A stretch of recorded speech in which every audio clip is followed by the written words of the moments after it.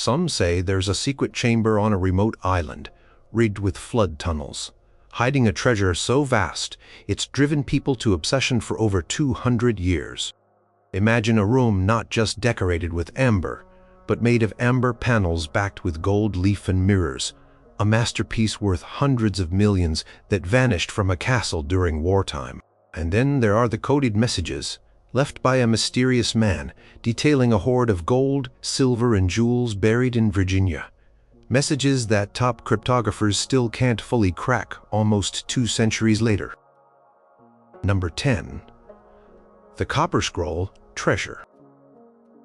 Deep in the caves of Qumran, near the Dead Sea, where ancient texts called the Dead Sea Scrolls were discovered in the mid-20th century, a very different kind of scroll was found. This wasn't made of fragile papyrus or animal skin. It was etched onto a thin sheet of copper, mixed with a bit of tin. When archaeologists found it in 1952, it was in 2 rolled-up pieces, so corroded that they couldn't unroll it without it crumbling. So they had to carefully cut it into 23 strips to read what was inside. What they found wasn't a religious text or historical account like the other scrolls. It was a list, a very, very long list. Described 64 different locations, mostly in the Judean Desert, and some perhaps in or around Jerusalem, where staggering amounts of gold and silver were supposedly hidden. We're not talking a few coins here and there. The scroll mentions tons of precious metals. One entry, for example, talks about in the cistern, which is in the court of the Columbarium, in the Herodian ruin at its northeastern opening, 3 cubits from its base, 65 bars of gold. Another speaks of in the cave of the old man's house, on the 3rd platform, 65 ingots of gold. Total amount described, if accurate, would be worth billions of dollars today. But here's the tricky part. The descriptions of the locations are often very vague or use place names that we no longer recognize. In the ruin that is in the Valley of Akharar, or in the water conduit of the Northern Reservoir. Where exactly are these places today? 2,000 years later, the landscape has changed. Old landmarks are gone. Some scholars think the treasure was from the Second Temple in Jerusalem, hidden away before the Romans destroyed it in 70 AD. Others wonder if the scroll itself is a kind of historical fiction, a collection of legends, or even a deliberate decoy. The language used on the scroll is also a bit unusual, a form of Hebrew that's different from other texts of the time, adding another layer to the puzzle. And then there's the sheer logistics. Could such vast quantities of gold and silver even have been gathered and hidden by a single group? If it was temple treasure, it's plausible. If it was from private individuals, it's harder to imagine. Over the years, many have tried to pinpoint some of the locations mentioned. Some excavations have been attempted, but the terrain of the Judean Desert is harsh and difficult. Plus, many potential sites are in areas with political sensitivities, making large-scale digs nearly impossible. So, the Copper Scroll sits as a tantalizing inventory, a map to riches that no one has yet been able to follow to its end. Is it a real guide to lost fortunes, or an ancient riddle without a solution? Copper itself has preserved its secrets far longer than any paper would have, but the earth holds on to those secrets even tighter. Number 9. Leon Trabuco's gold. The story of Leon Trabuco's lost gold is a tale straight out of the desperate times of the Great Depression, mixed with the allure of hidden desert riches. Leon Trabuco was a wealthy Mexican businessman and speculator in the early 1930s. As the United States economy crumbled and the government started making moves that worried gold owners, like eventually making private gold ownership illegal with the Gold Reserve Act of 1934, Trabuco and a few business partners supposedly hatched a plan.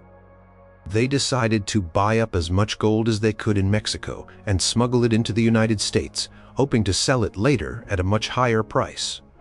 When things settled down or the laws changed, the legend goes that over several months, Trabuco and his associates made multiple secret flights from Mexico into the desolate, rugged landscapes of New Mexico. They weren't carrying gold coins or small trinkets. They were reportedly transporting solid gold bars. Total amount is said to have been around 16 tons of gold. Imagine that, 16 tons of pure gold hidden somewhere in the vast, unforgiving desert. They chose New Mexico because it was remote, sparsely populated, and offered countless hiding spots in its canyons, caves, and rocky outcrops. Plan was to wait for the price of gold to skyrocket, then retrieve their hoard and become fabulously wealthy. But things didn't go as planned. One by one, Trabuco's partners met untimely deaths. Some say under mysterious circumstances, though concrete proof is scarce.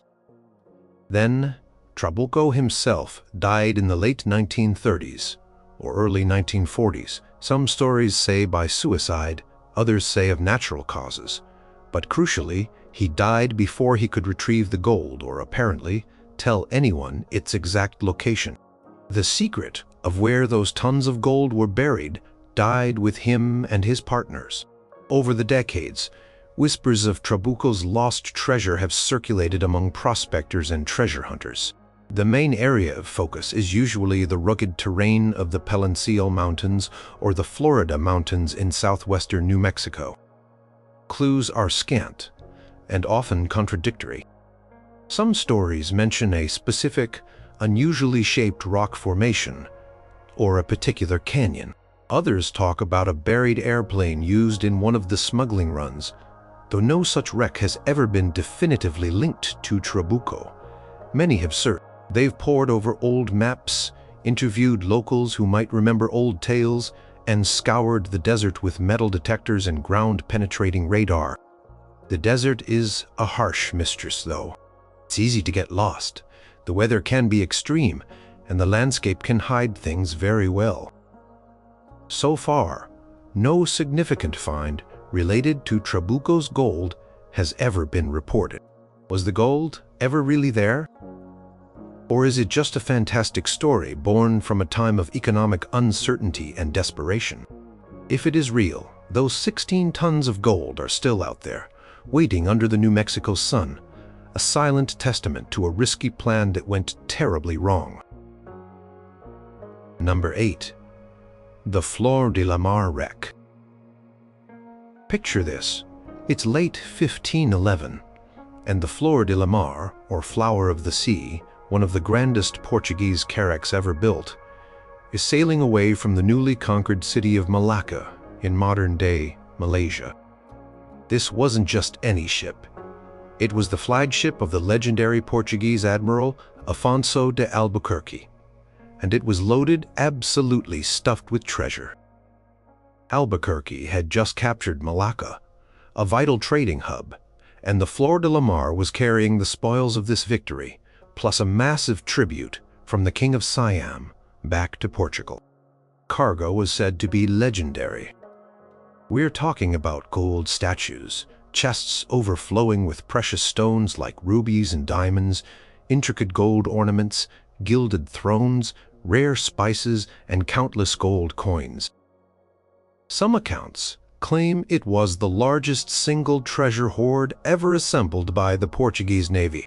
Estimates of its value, if it were found today, run into the billions of dollars.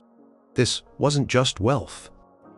It was the accumulated riches of a kingdom. The Flor de la Mar was an old ship, even by the standards of the time. It had already seen a lot of action and was known to be a bit leaky and difficult to handle. As it sailed through the Strait of Malacca, heading towards the Indian Ocean, it encountered a violent storm. Despite the crew's best efforts, the overloaded and aging vessel couldn't withstand the tempest. It struck a shoal or reef off the northeastern coast of Sumatra, near the kingdom of Aru, and broke in two.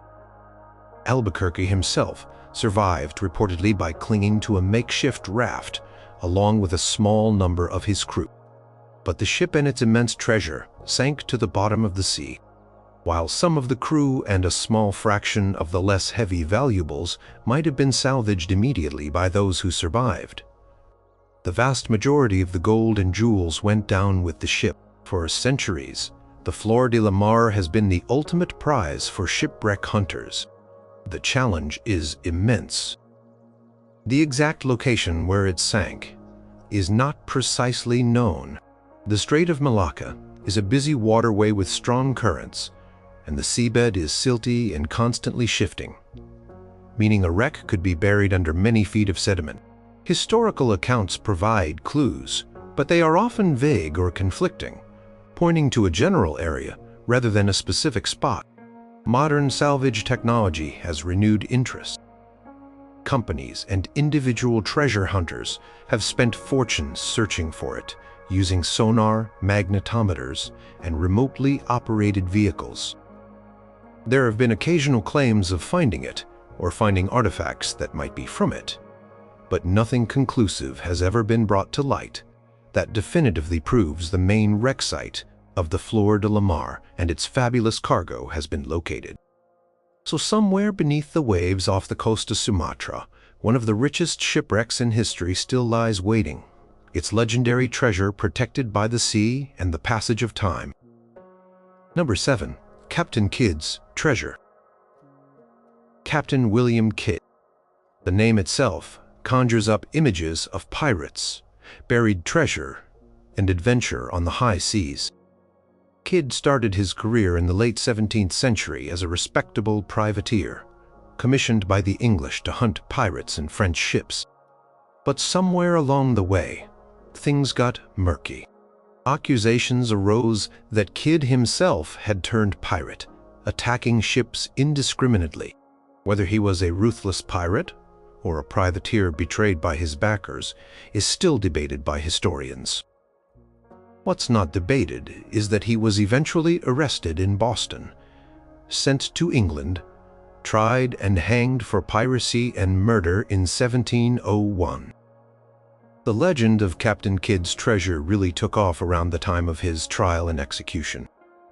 To try and save his neck, Kidd claimed he had buried a vast treasure, worth a fortune, and offered to reveal its location in exchange for his life. Authorities didn't buy it, or at least, they didn't spare him.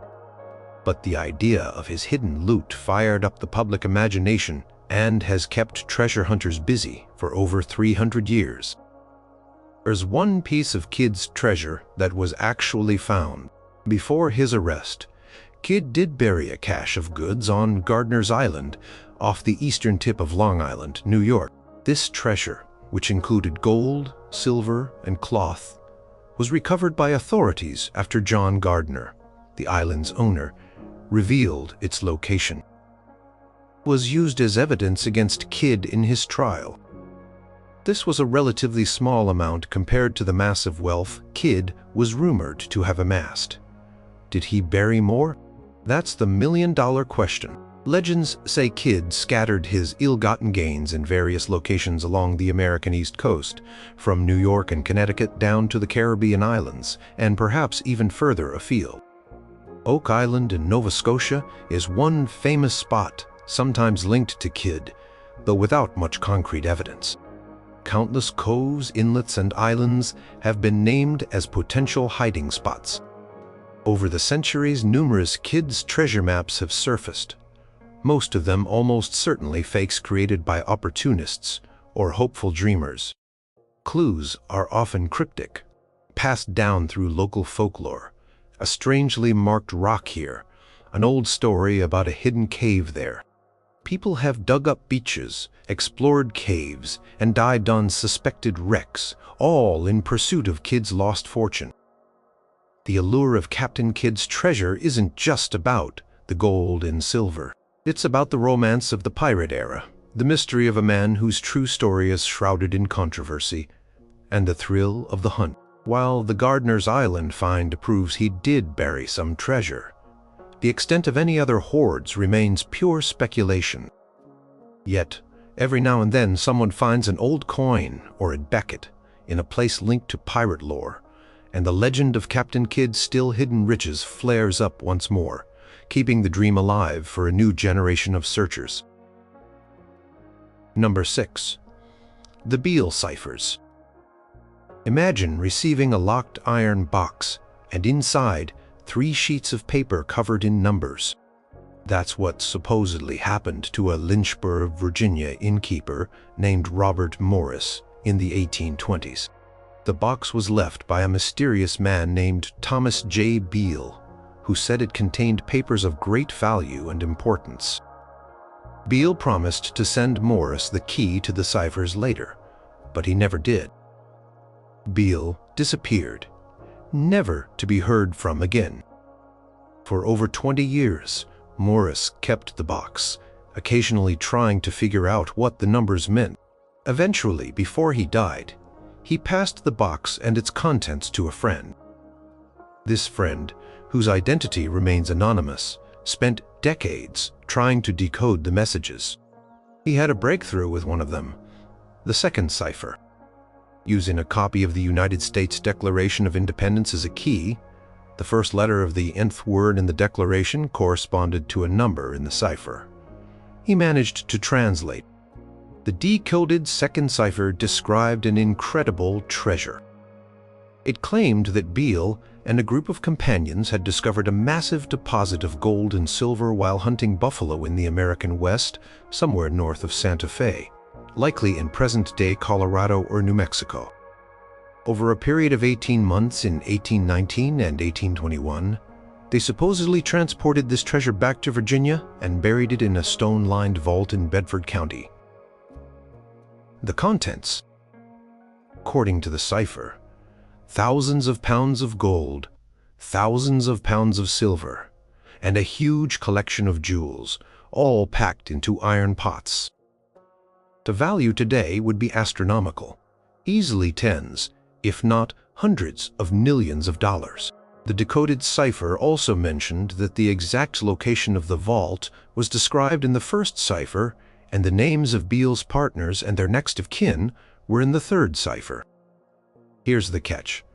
No one, not amateur sleuths, not professional cryptographers, not even government code breakers, has ever been able to definitively crack Cipher 1 or Cipher 3. The Declaration of Independence doesn't work as a key for them, and countless other texts and methods had been tried without success. This has led to a fierce debate that continues to this day. Are the Beale ciphers a genuine unsolved puzzle leading to a real treasure, or are they an elaborate hoax, perhaps created by the anonymous friend who published the story in an 1885 pamphlet titled The Beale Papers? Arguments for a hoax point to linguistic anomalies in the decoded text, words and phrases that seem out of place for the 1820s. They also question why Beale would go to such elaborate lengths and then simply vanish. On the other hand, believers point to the complexity of the ciphers and the very specific, though still undeciphered, nature of the information they seem to hold. The fact that one cipher was successfully decoded lends credibility to the idea that the others might also be solvable.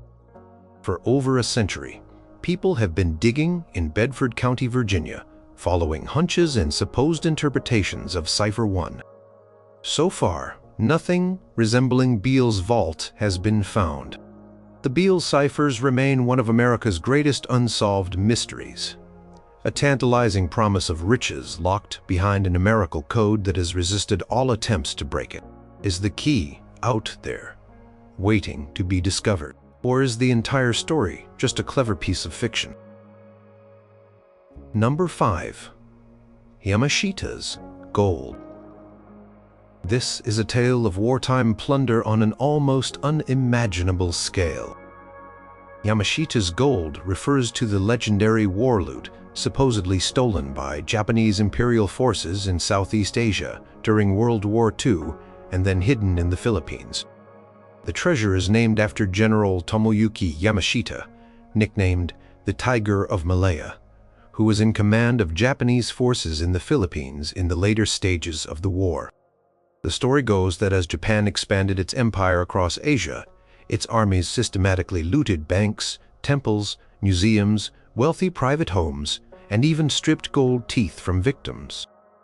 This immense hoard of gold bars, diamonds, platinum, ancient artifacts, and religious statues was allegedly shipped to the Philippines, intended to be transported back to Japan.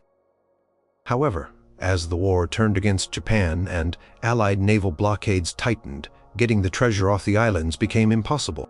So, according to the legend, General Yamashita ordered his troops to hide the loot in hundreds, perhaps thousands, of secret locations across the Philippine archipelago. These weren't simple burials. We're talking about elaborate underground tunnel complexes, sealed caves, and booby-trapped chambers, some supposedly constructed by Allied prisoners of war and local laborers who were then killed to keep the location secret.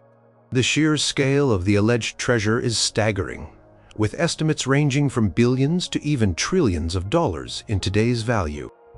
After the war, Yamashita was tried for war crimes and executed in 1946. He never revealed any information about the hidden treasure, if he even knew the specifics. For decades, Yamashita's gold was largely a subject of rumor and speculation among treasure hunters. Then, in the 1970s, the story gained international attention through a Filipino locksmith and amateur treasure hunter named Rogelio Roxas. Roxas claimed that in 1971, acting on a tip from a Japanese informant, some say a son of a Japanese soldier, he and his team excavated a site in Baguio City.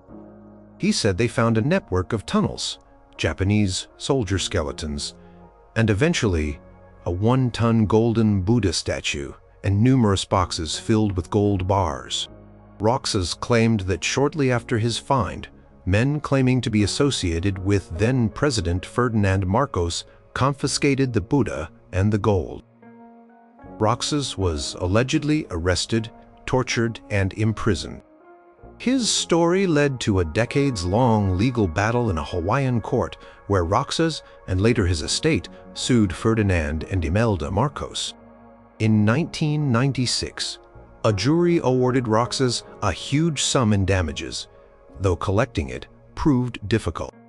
The Roxas case, whether entirely factual or embellished, poured fuel on the fire of the Yamashita legend. Since then, countless individuals and groups, both local and international, have searched for Yamashita's gold. Some believe the Marcos family secretly recovered vast amounts of it. Others think much of it still remains hidden. The searches are often dangerous, involving unstable old tunnels, unexploded ordnance from the war, and the risk of booby traps. The Philippine government has its own policies regarding such treasure, and many sites are now off-limits or require permits. Despite many claims and ongoing searches, no verifiable large-scale discovery of Yamashita's gold has ever been officially confirmed and publicly displayed. It remains one of the most potent and controversial treasure legends of the 20th century, a dark inheritance of war. Number 4. The Lost Dutchman's Gold Mine. Deep in the rugged and forbidding Superstition Mountains of Arizona lies the legend of the Lost Dutchman's Gold Mine, perhaps the most famous lost mine in American history. The Dutchman was a German immigrant named Jacob Waltz. In the 19th century, Deutsch for German was often anglicized to Dutch. Waltz supposedly discovered or was shown the location of an incredibly rich gold mine in the Superstitions sometime in the mid to late 1800s. The stories say Waltz would occasionally appear in Phoenix with saddlebags full of high-grade gold ore, rich enough to make people's eyes pop. He was secretive about its source, and the Superstition Mountains were already a place of fear and legend among the local Apache tribes, who considered the area sacred and dangerous for outsiders. Many believed the mountains were protected by spirits, or that the Apaches themselves would deal harshly with interlopers. Waltz died in Phoenix in 1891. According to the most popular version of the tale, on his deathbed, he described the mine's location to a neighbor named Julia Thomas, who had cared for him in his final illness. He supposedly drew a crude map or gave verbal clues mentioning landmarks like Weaver's Needle, a prominent rock spire in the superstitions, and talking about a specific canyon or trail. Some versions say he told her to look for a military trail or a window rock. Julia Thomas, along with some partners, later tried to find the mine based on Waltz's clues, but they were unsuccessful. Since then, thousands of hopeful prospectors, adventurers, and treasure hunters have poured into the Superstition Mountains, armed with copies of alleged Waltz maps, many of dubious origin.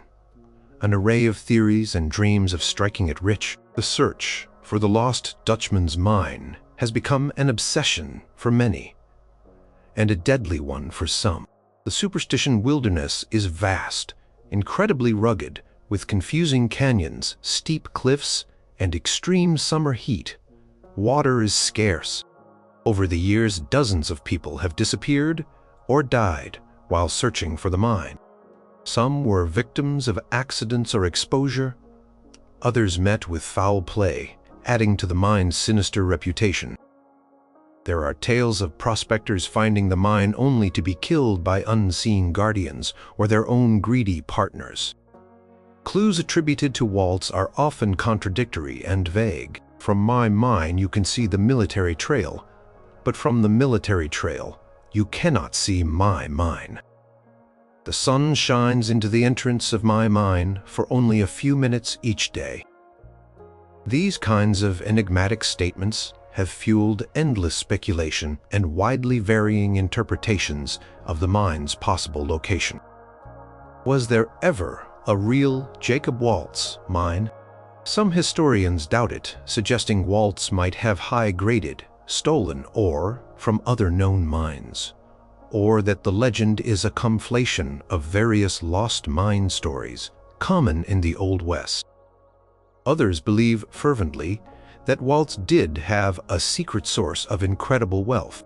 Peralta family, a wealthy Mexican mining family, is also often linked to rich gold mines in the superstitions predating Waltz, with some theories suggesting Waltz rediscovered one of their lost workings. Despite countless expeditions, high-tech searches, and more than a century of effort, no one has ever officially announced the rediscovery of Jacob Waltz's legendary gold mine. It remains hidden, if it exists at all, protected by the unforgiving terrain and the mists of legend still luring hopefuls into the heart of the mysterious Superstition Mountains. Number 3. The Treasure of Lima, Cocos Island. This is a classic tale of betrayal, pirates, and a colossal treasure buried on a remote tropical island. The story begins in 1820 in Lima, Peru. At the time, Lima was the capital of the Spanish viceroyalty, and revolutionary forces led by José de San Martín were closing in. The Spanish authorities, fearing the city would fall and its immense wealth would be looted, decided to evacuate its treasures for safekeeping. This wasn't just a bit of pocket change. We're talking about the accumulated riches of the Cathedral of Lima and the Spanish colonial government.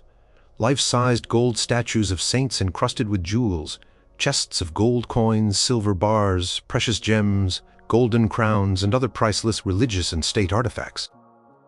The estimated value at the time was enormous, and today it would be worth hundreds of millions, possibly even billions of dollars. This incredible hoard was entrusted to an American sea captain named William Thompson, master of the brig Mary Dear. The plan was for Thompson to sail the treasure out into the Pacific, wait until things calmed down, and then return it. But Captain Thompson and his crew had other ideas. Once at sea, they succumbed to temptation. They killed the Spanish guards and priests who were accompanying the treasure, then sailed not to a safe port, but to Cocos Island. Cocos Island is a small, uninhabited, and incredibly lush jungle island located about 340 miles off the Pacific coast of Costa Rica.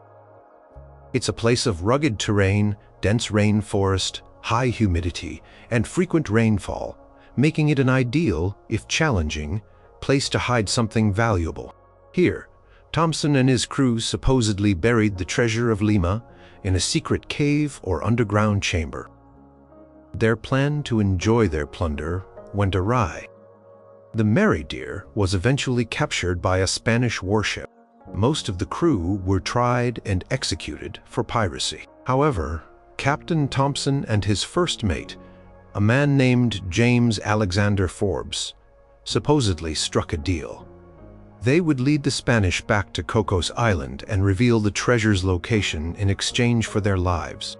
Once on Cocos Island, however, Thompson and Forbes managed to escape into the dense jungle.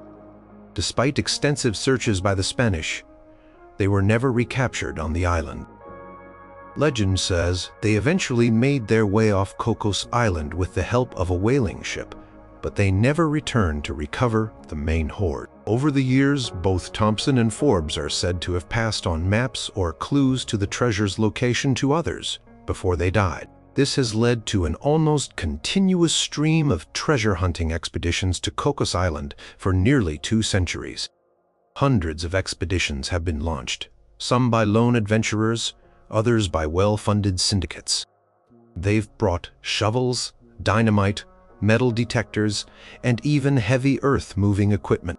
Many different authentic maps have surfaced, often pointing to different locations on the island, like Wafer Bay or Chatham Bay. Some searchers have found tantalizing but minor clues: old Spanish coins, rotted timbers, strange rock carvings. But the main treasure of Lima has remained elusive. The Costa Rican government, which now administers Cocos Island as a national park and UNESCO World Heritage Site, primarily for its unique marine bioferteftes, has heavily restricted or banned treasure hunting activities to protect the island's fragile ecosystem. Despite the restrictions, the legend endures. Did Thompson and Forbes really bury such an enormous treasure? Or did they perhaps retrieve some of it later, unknown to history? Is it still there, hidden deep within the jungle or a seaside cave, waiting for someone with the right map, the right theory, or just incredible luck? Cocos Island keeps its secrets well shrouded in tropical green and the mists of time. Number 2. The Amber Room. Imagine a room not just with amber decorations, but with walls entirely constructed from intricately carved amber panels, backed with gold leaf and mirrors. This was the Amber Room, an opulent chamber once considered an 8th wonder of the world. It was a masterpiece of Baroque art, covering about 55 square meters, nearly 600 square feet, and containing over 6 tons of amber. Its value today, if it were intact, would be staggering, estimated anywhere from $140 million to over $500 million, not just for the materials, but for its unique artistic and historical significance. The story of the Amber Room begins in the early 18th century. It was originally designed for Charlottenburg Palace in Prussia, part of modern-day Germany, but was gifted in 1716 by the Prussian king Friedrich Wilhelm I to his ally, Tsar Peter the Great of Russia. It was installed in the Catherine Palace in Tsarskoye Selo, near St. Petersburg, where it was expanded and embellished over the years, becoming a breathtaking symbol of Russian imperial grandeur. For nearly 2 centuries, it dazzled visitors. Then came World War II. In 1941, as German forces advanced into the Soviet Union, curators at the Catherine Palace tried to disassemble and evacuate the Amber Room. However, the amber had become brittle over time, and they feared it would crumble if they tried to move it hastily. So, they attempted to hide it behind false walls of wallpaper, hoping the invading Germans wouldn't find it or would overlook it. This attempt at concealment failed. German soldiers quickly discovered the Amber Room, dismantled it in just 36 hours, packed the panels into 27 crates and shipped them to Königsberg Castle, now Kaliningrad, a Russian exclave on the Baltic coast. Königsberg was then part of East Prussia. The Amber Room was reassembled and put on display in the castle's museum for a couple of years. In late 1943, as the tide of war turned, the room was packed up again. And this is where the mystery truly deepens. What happened to those 27 crates? Königsberg was heavily bombed by the Allies in August 1944, and the city was eventually captured by Soviet forces in April 1945. The castle itself was severely damaged and later demolished. The Amber Room vanished. Numerous theories and countless searches have tried to uncover its fate. Was it destroyed in the bombings of Königsberg? Some eyewitness accounts suggest the crates were seen in the castle courtyard shortly before or during the fires caused by the raids, leading to speculation that it burned. Or was it moved before the final destruction? This is where the treasure hunt aspect kicks in. Some believe the crates were loaded onto a ship, perhaps the Wilhelm Gustloff, which was sunk in the Baltic Sea in January 1945 with thousands of refugees and possibly looted art. Dives on such wrecks have yielded no sign of it. Other theories suggest it was hidden in one of the many mines or underground tunnel systems in Germany or Poland, or even further afield in places like the Ore Mountains on the German-Czech border. There have been reports of witnesses seeing crates matching, the description being moved in the war's chaotic final months. Occasionally, small pieces believed to be from the original Amber Room, like a mosaic panel or a commode, have surfaced on the art market, fueling hopes that more of it survived. A magnificent reconstruction of the Amber Room, based on old photographs and drawings, was completed in 2003 in the Catherine Palace, a testament to its enduring fame. But the fate of the original remains one of the greatest unsolved art mysteries of World War II. Is it lying shattered in the ruins beneath Kaliningrad? Is it at the bottom of the Baltic Sea? Or is it still packed away in forgotten crates, hidden in some subterranean vault, waiting to be rediscovered? The allure of this lost, golden-hued chamber continues to captivate historians and treasure hunters alike. Number 1. The Oak Island Money Pit. For over 2 centuries, a small, unassuming island off the coast of Nova Scotia, Canada, has been the site of one of the world's most baffling and enduring treasure hunts. Oak Island and its legendary money pit have consumed the fortunes, and in some cases, the lives, of those who have tried to unlock its secrets. The story begins in the summer of 1795.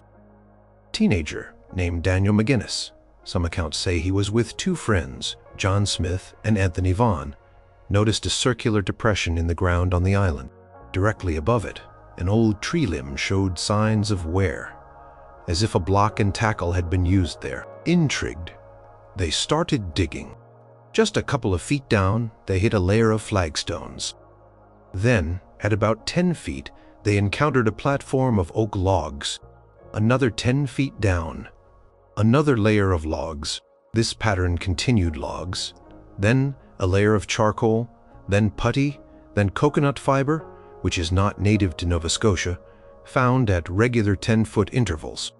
They couldn't continue alone. Over the years, various syndicates and companies were formed to excavate the pit, each bringing more resources and manpower. As they dug deeper, the mystery only intensified.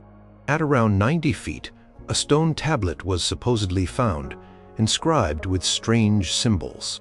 One purported translation of these symbols, though highly debated and likely inaccurate, read, "40 feet below, 2 million pounds lie buried." Pit seemed to have a defense mechanism. Around the 90 to 100 foot mark, water began to flood the shaft. Diggers soon discovered that the money pit was connected to sophisticated booby-trap flood tunnels, deliberately constructed to draw water in from the nearby Smith's Cove or South Shore Cove on the island. Every time excavators thought they were close to something, the pit would fill with seawater, halting their progress. Who could have built such an elaborate and well-engineered structure? And why? The theories are wild and varied. Some believe it's pirate treasure, perhaps belonging to Captain Kidd or Blackbeard, who were known to operate in those waters. Others suggest it could be a hiding place for the lost jewels of Marie Antoinette, or even British military papists from the American Revolution.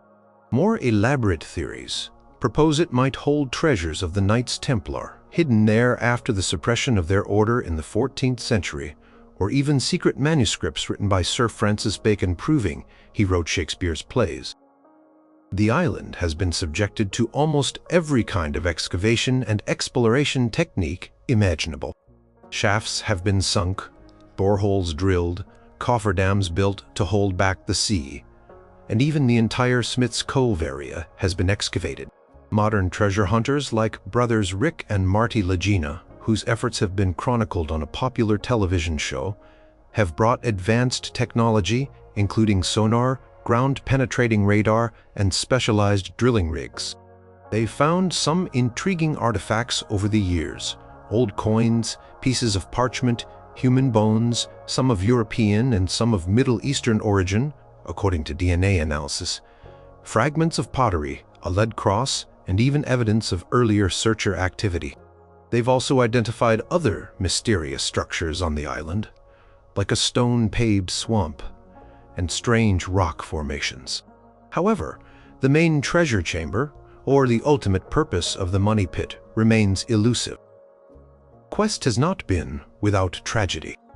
At least 6 people have lost their lives in accidents related to the treasure hunt, fulfilling a grim prophecy that supposedly states 7 people must die before the treasure will be found.